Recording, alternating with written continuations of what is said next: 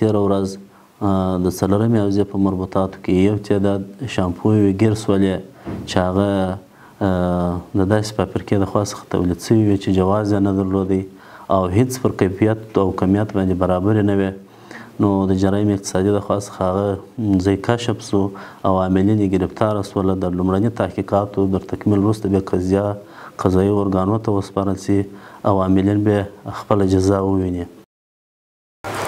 ما طرف حوزه 4 بدون جواز شامپو تولید میکردیم، من بعد تولید نمیکنیم. از کار خود پشیمان هستیم.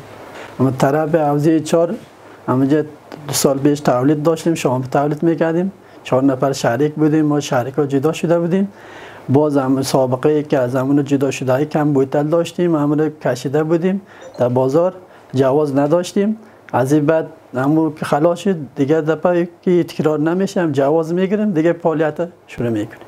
څلورمې حوزې په ساحه کې دغه کارخانه کشف کړه او دغه چیزات چې تاسې ولیدل نو غیر قانوني جواز نه لري، دغه فعالیت یې کوو.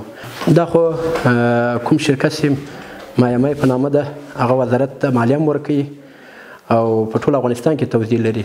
دوی په مزار شریف کې غیر قانوني د هغوی له لوګو نه مارک نه استفاده کوله. نو بالاخره په دغه یوه میاشت کې موږ د څلورمې حوزې پرسونل مجاهدینو کشف کړه، د قانون منګولو ته مو سپارل. 2 کسه مجرمین نیولي.